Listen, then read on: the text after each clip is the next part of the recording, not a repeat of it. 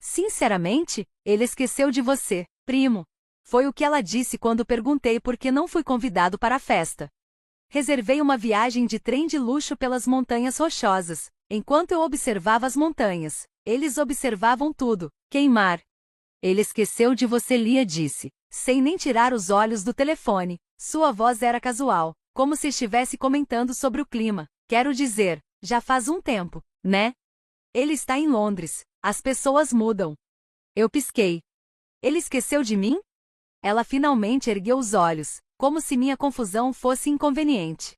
Não é tão profundo, Alex. Você não estava na lista. Acontece. Sem desculpas, sem simpatia. Só que Ryan voltou da universidade em Londres na semana passada. Meu irmãozinho.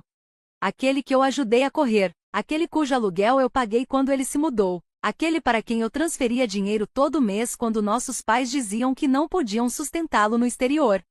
Aquele que me ligou chorando depois do segundo exame porque achava que tinha reprovado, e eu fiquei acordado a noite toda falando com ele. Esse Ryan. Eu paguei pelo plano de telefone dele para que ele pudesse manter contato com sua, digamos, vida, enquanto estava fora. Preenchi metade da papelada de imigração dele porque ele odiava formulários. Até vendi meu violão vintage para ajudá-lo a cobrir o depósito do apartamento de estudante. E ele esqueceu de mim. A festa estava em todo lugar online. Uma recepção com buffet no jardim da casa dos nossos pais, luzes penduradas, uma torre de champanhe. Alguém tocando saxofone. Todos estavam lá, tios, tias, primos que eu não via há anos, até aquele vizinho que Ryan odiava quando criança. Todos. Menos eu.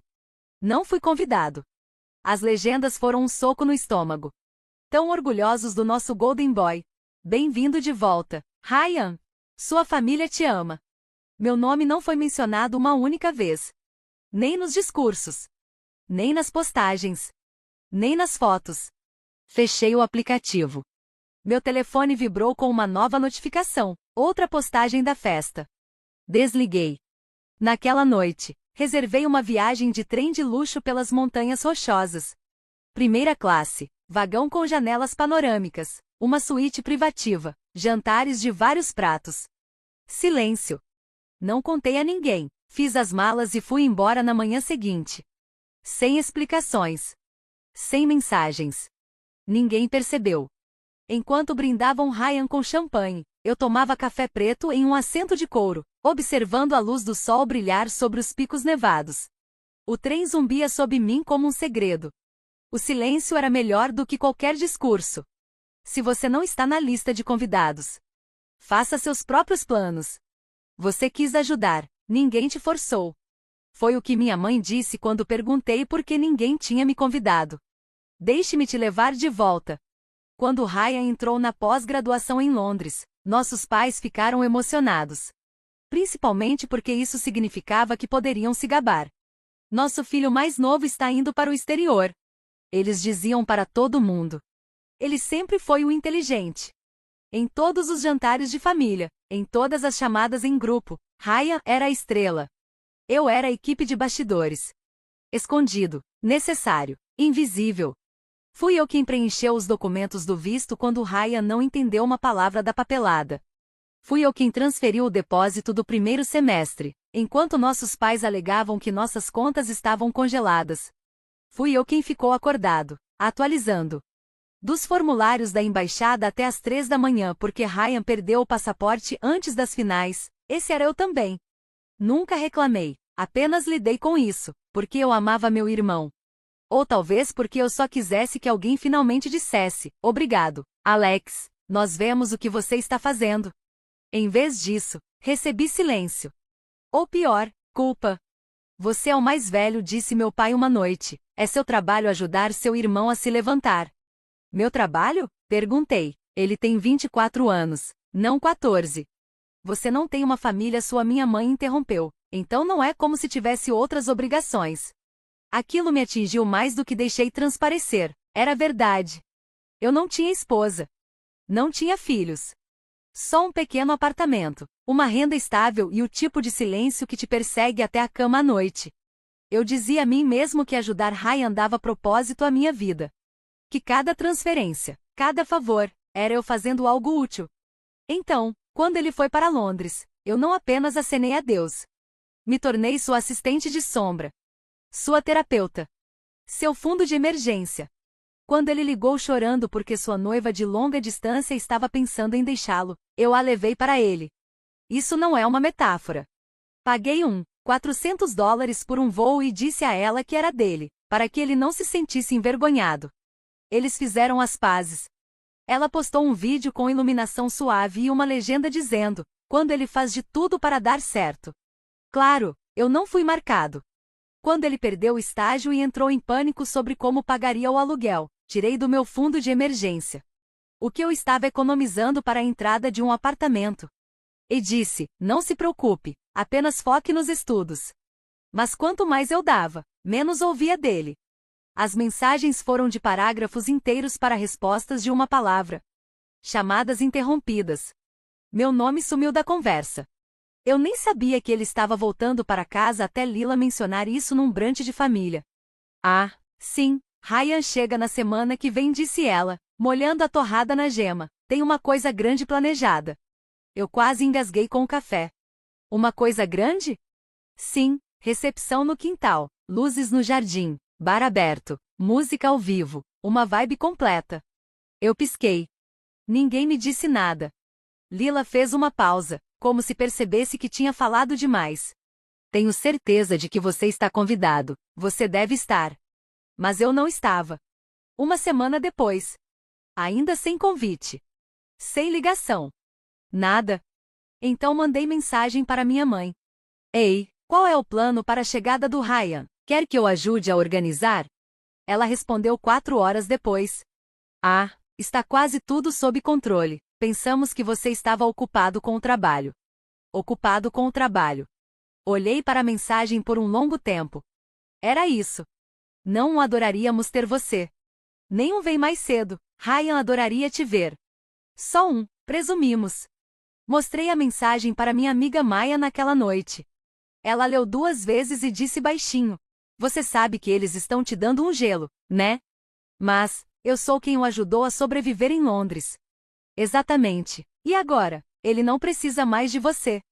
É por isso que isso ainda está acontecendo. Me agarrei a um resquício de esperança. Na noite da festa, me vesti como se ainda pudesse ser convidado de última hora. Mantive o telefone por perto, só para garantir. Nada aconteceu. Em vez disso, assisti às histórias passando. Ryan abraçando nossos pais sob uma fileira de luzes douradas.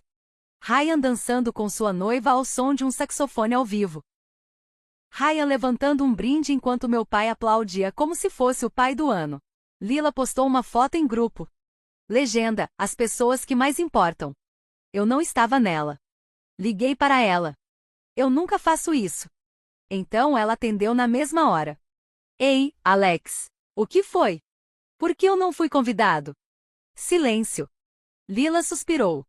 Eu não sei. Talvez você devesse falar com Ryan. Você sabia? Pausa. Então, honestamente, ele simplesmente se esqueceu de você. Simples assim. Desliguei antes que ela pudesse acrescentar qualquer coisa. Eu não chorei. Eu não fiquei furioso. Apenas abri meu laptop, entrei no site da Via Rail e reservei algo que eu olhava há anos, o trem panorâmico de luxo através das montanhas rochosas canadenses. Dias inteiros em cúpulas de vidro. Restaurante gourmet. Sem serviço de telefone. Sem família. O e-mail de confirmação chegou. E pela primeira vez em meses senti paz. Eles fizeram a lista de convidados. Eu faria a minha. No dia seguinte ao embarque no trem, a festa queimou. Metaforicamente. E quase literalmente. Mas eu ainda não sabia disso. Eu estava em uma carruagem de vidro em algum lugar entre Jasper e Kamloops, bebendo vinho tinto enquanto a luz do sol se espalhava sobre as montanhas rochosas. Estava silencioso, mas não vazio. Aquele tipo de silêncio que tem peso, que segura sua dor e lhe dá espaço para respirar. Então meu telefone quebrou o silêncio. Sem sinal, é claro. O trem não acreditava em distrações. Então eu ainda não sabia o que estava acontecendo em casa. Ainda não. Não enquanto eu observava as árvores douradas passando por penhascos nevados. Não enquanto comia pato confitado em porcelana branca. Mas eles estavam desmoronando. Sempre pensaram que eu era o quieto. O chato. Aquele que nunca iria surtar. E talvez isso fosse verdade, até que eles deixaram dolorosamente claro que eu não importava. Aparentemente, o caos começou quando Clara, a noiva de Ryan, descobriu que ele não tinha pago nenhum dos depósitos do casamento. O local. O planejador. O fotógrafo. Tudo tinha sido coberto usando o cartão da família que nossos pais deram a ele. O mesmo cartão que secretamente estava vinculado à minha conta. Eu tinha esquecido disso. Eu tinha deixado acontecer. E agora Clara encontrou os extratos enquanto mexia no laptop. Ela surtou. Porque Ryan disse a ela que suas economias tinham pago tudo. Que ele estava financeiramente estável. Que eu mal ajudei em alguma coisa. Que eu nem era próximo da família. E então ela encontrou um documento do Google chamado Plano de Emergência Alex, pior caso. Ela surtou. Quer adivinhar o que estava escrito? Uma lista passo a passo do que dizer se eu tentasse chamá-lo em público. Citações. Desvios. Frases como: Alex sempre foi dramático. Ele fica com ciúmes quando eu me dou bem. Ele só quer atenção. Eu não podia acreditar. Quando desci do trem e finalmente consegui sinal de novo, meu telefone explodiu com notificações. Mensagens da minha mãe. Áudios do meu pai. Chamadas perdidas da Lila. Uma mensagem de pânico da Clara. Me desculpe, eu não sabia. Você estava certo sobre tudo isso. E então veio o bate-papo em grupo. Family Corp, 13 pessoas? Ryan, Alex, precisamos conversar. Mãe, por favor, não piore isso. Pai, este não é o momento para um dos seus discursos. Lila, tá tudo pegando fogo. Literalmente. Clara, me mudei. Estou num hotel. Não me liguem. Olhei para a tela. E ri. Finalmente estava acontecendo. E então o meu telefone tocou. Era a vovó. Eu não falava com ela há meses. Ela era a única que realmente me via. Que sempre me viu. Seu silêncio é mais alto do que a ostentação deles, Alex. Foi assim que minha avó atendeu o telefone. Nem se preocupou com um olá. Você não foi à festa? Não. Eles merecem isso. Ela fez uma pausa. Você gostaria de vir jantar esta semana? Só nós dois. Eu pisquei. Você está me convidando? É claro, eu não sou cega. Tenho observado tudo isso há anos. Era tudo o que eu precisava ouvir. Mas a verdadeira tempestade veio 2 dias depois. Eu já estava de volta à cidade quando minha mãe ligou e exigiu uma reunião. Precisamos conversar sobre isso, Alex, ela disse. Pela família. Então eu fui. Os encontrei na casa da família, a mesma onde aconteceu a festa de Ryan. Agora, o lugar estava assustadoramente silencioso, como se a celebração tivesse sido lavada com água sanitária. Quando entrei, o ar já estava pesado. Ryan estava sentado na sala, pálido, mãos cerradas. Meu pai estava perto da lareira. Minha mãe andava de um lado para o outro. A ausência de Clara era como um fantasma que ninguém conseguia mencionar. Então minha mãe parou e se virou para mim, mãos na cintura. Você foi infantil, começou. Fez um escândalo por não vir. Eu pisquei. Um escândalo? Você tem ideia de quão humilhante foi explicar para os convidados por que você não estava lá? Levantei uma sobrancelha. Humilhante para quem? Para nós, ela estalou. As pessoas perguntaram se tínhamos brigado. Eu tive que dizer que você estava apenas ocupado com o trabalho. Ryan ergueu o olhar. Por que você está tentando me sabotar? Soltei uma risada seca. É isso que você acha que eu estou fazendo? Sabotagem? Você nem me disse que estava chateado, ele insistiu. Você poderia ter falado algo. Oh, você quer dizer como quando eu mandei mensagem para a mamãe me oferecendo para ajudar com a sua festa e ela me ignorou? Ou como quando eu descobri pelo Instagram que não fui convidado? Lila, que estava no canto tomando chá sem jeito, murmurou. Você não foi tecnicamente desconvidado. Eu a encarei. O suficiente, Lila. Minha voz falhou. Vocês todos sabiam. Ryan se levantou. Alex, eu não pensei que você fosse querer vir. Estamos em momentos diferentes da vida. Eu acabei de voltar de um mestrado no exterior. Ele fez um gesto vago com a mão. E você sabe, ainda fazendo o mesmo trabalho. Silêncio. O mesmo trabalho. O trabalho que pagou sua mensalidade.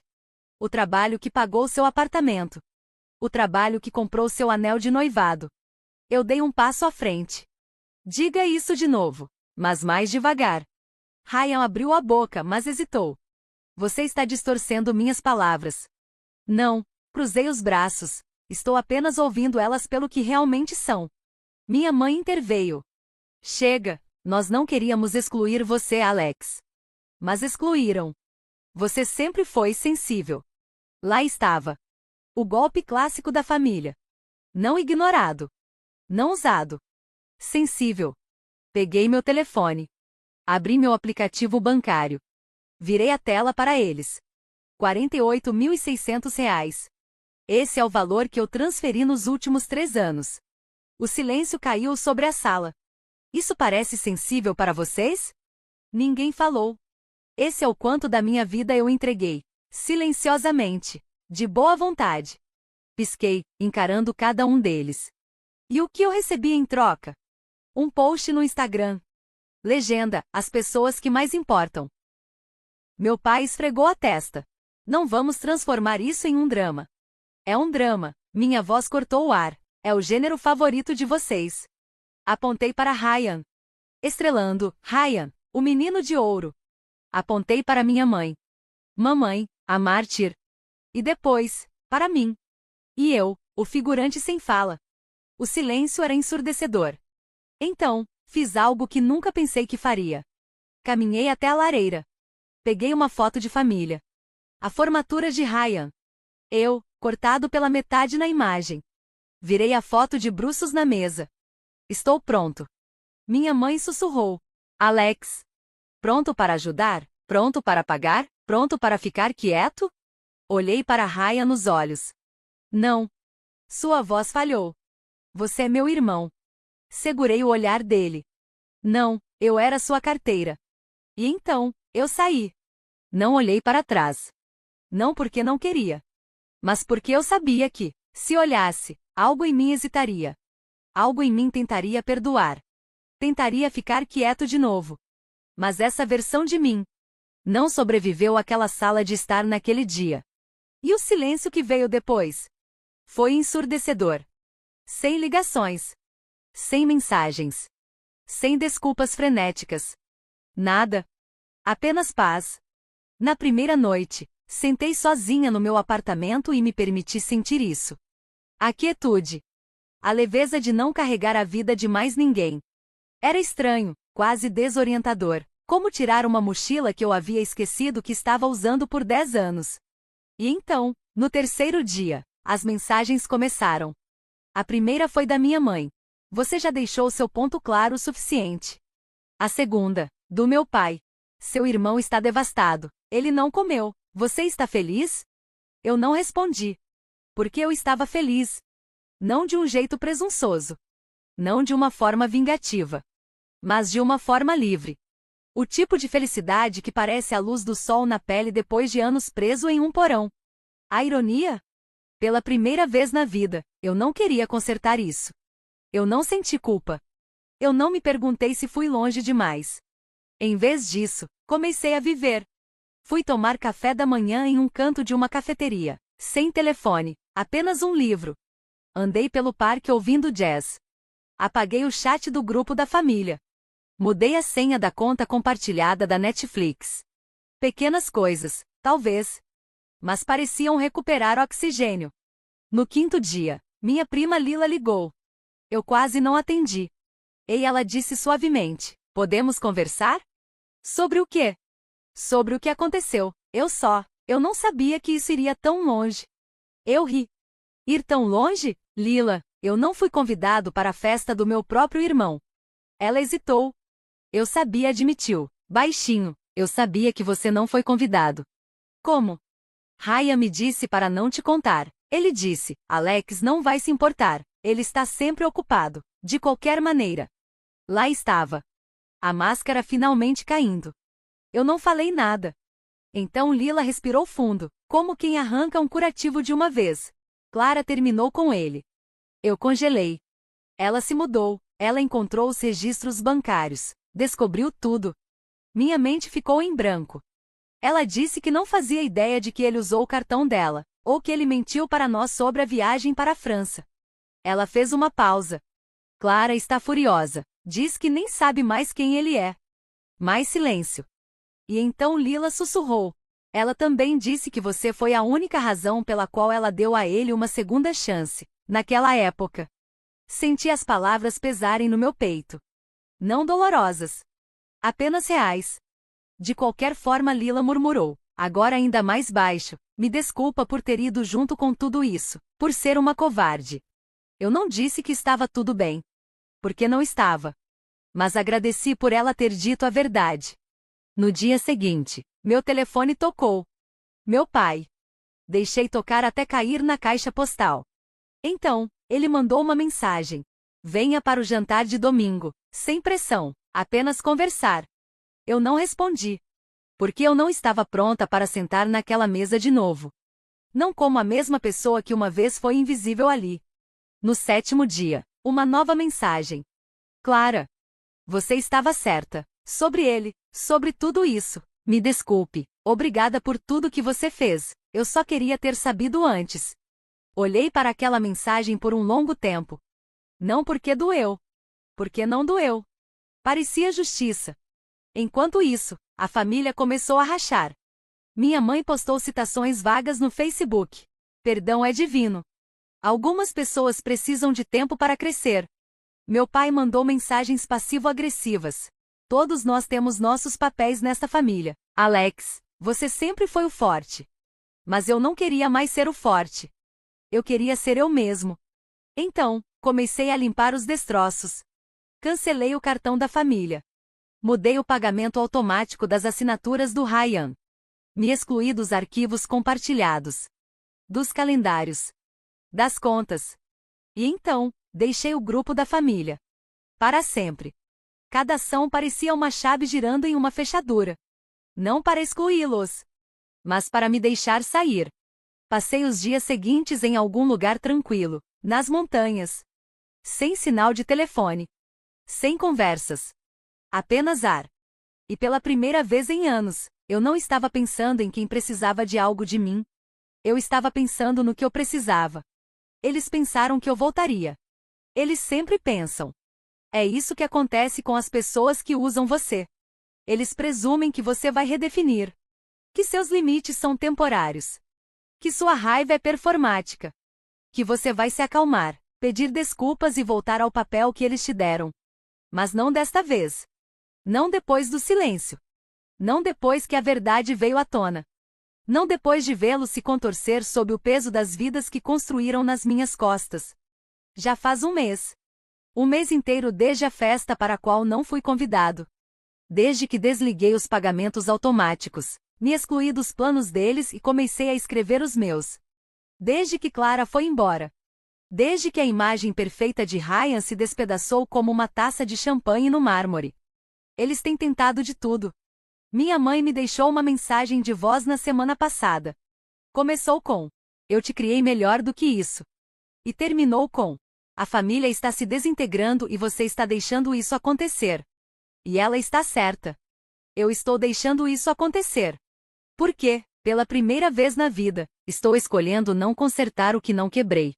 Meu pai me mandou mensagem ontem. Espero que você esteja orgulhoso. Seu irmão está deprimido. Sua mãe chora todos os dias. Sabe o que é selvagem?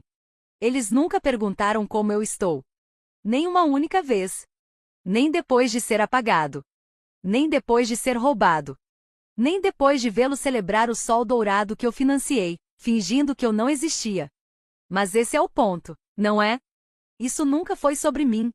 Eu era útil. Um recurso silencioso. Uma conta bancária ambulante com um rosto familiar. Então, quando eu desapareci, eles não me perderam. Eles perderam o acesso. E agora estão em pânico. Lila me mandou mensagem algumas noites atrás.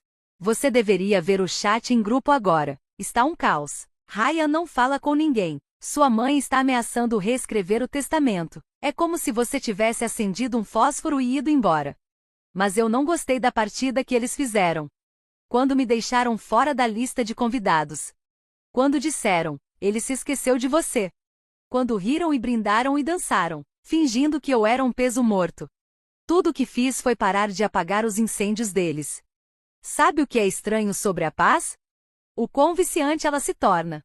Eu costumava pensar que amor significava sacrifício. Que família significava suportar.